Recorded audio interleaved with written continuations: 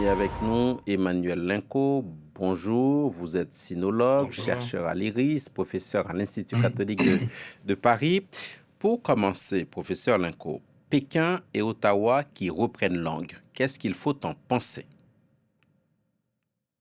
Bien, je dirais qu'il y a tout d'abord des éléments conjoncturels, bien sûr. Les relations, en revanche, entre le Canada et les États-Unis de Donald Trump sont considérablement détériorées.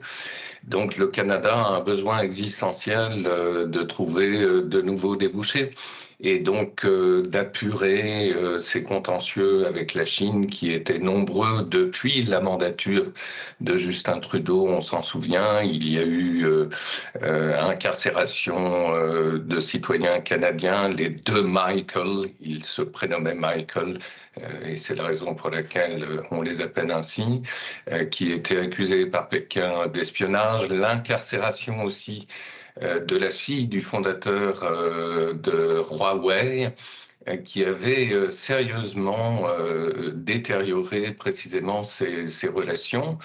Donc, on part sur un nouveau pied qui est accompagné d'accords commerciaux très importants pour le Mhm. Canada, notamment dans le domaine des céréales et des importations de voitures électriques chinoises sur le territoire canadien. On va passer tout Bon, mais cela en détail, professeur Linco, si vous le voulez bien, mais sur les raisons de la brouille, hein, pour qu'on comprenne aussi d'où on repart finalement entre Canadiens et Chinois.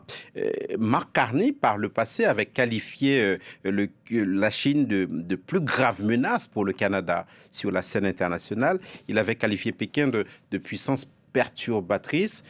Ça y est, tout ça, c'est derrière eux.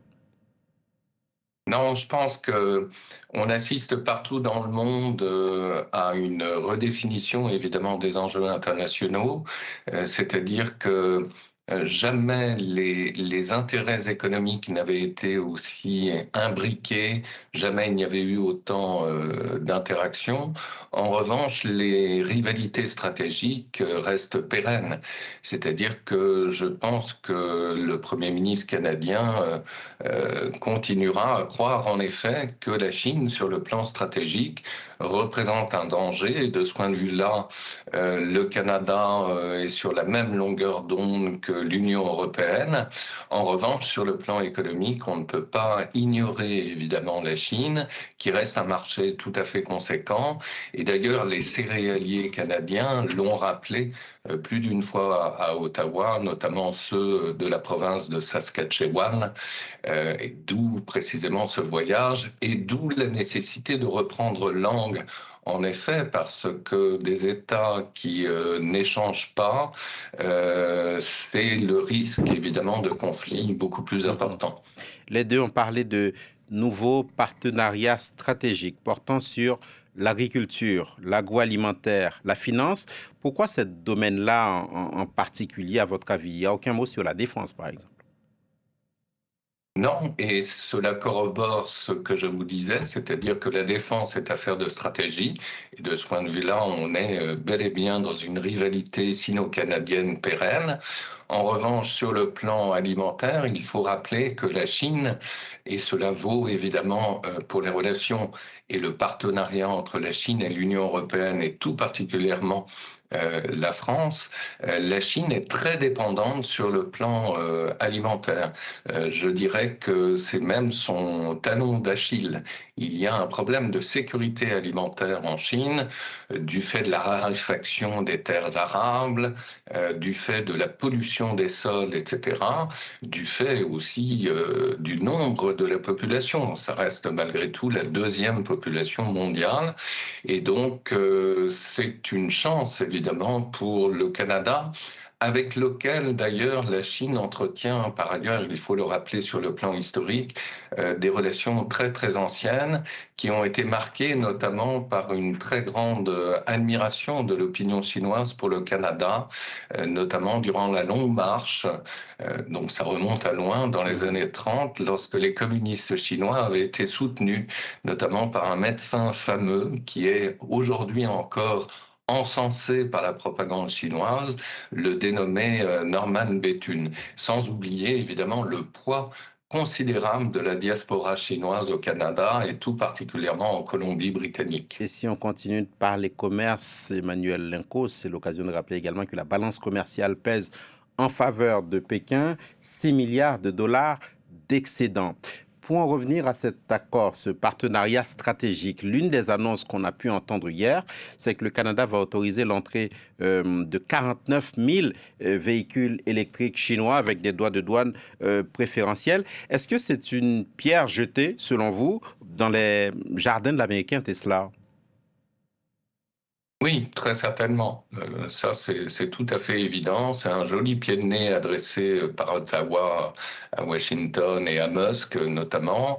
En même temps, les voitures électriques au Canada ne représentent que 6% du marché de l'automobile, hein. Donc, c'est pas non plus grand-chose. Je dirais que c'est plus une mesure symbolique et c'est une façon justement d'intimider peut-être le partenaire états-unien, sachant évidemment toutes les menaces que représente Washington aujourd'hui pour le Canada et la région, savoir le Groenland, bien sûr.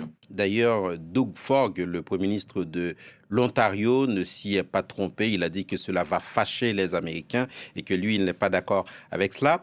Dans l'ensemble, Emmanuel Linko, pour en revenir à ce qu'on se disait au début, est-ce que ce rapprochement entre Ottawa et Pékin ne ressemble pas finalement à une sorte de jeu de dupes, chacun se jouant de l'autre contre un adversaire redoutable, les Américains? Oui, bien sûr, et quelque part, c'était attendu. Dès lors où vous avez une puissance hégémonique qui cherche à perturber le jeu des relations internationales, eh bien, chaque partenaire cherche par des voies de détour à s'associer, bien sûr. Mais quelque part, c'est une bonne nouvelle et pour l'économie canadienne et pour les relations internationales précisément, parce que ce pourquoi le monde que nous connaissons est chaotique, c'est parce qu'il n'y a pas suffisamment d'équilibre dans le jeu des relations internationales.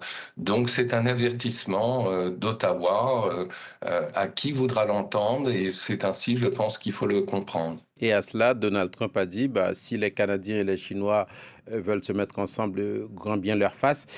Il fait semblant ou ça ne le contrarie pas du tout, véritablement? Ah, fondamentalement, ça ne le contrarie pas pour le moment, mais ce qui est intéressant, c'est que le Canada est peut-être avant-gardiste et va peut-être à son tour et dans son sillage attirer les Européens vers une politique beaucoup plus pragmatique à l'égard de la Chine.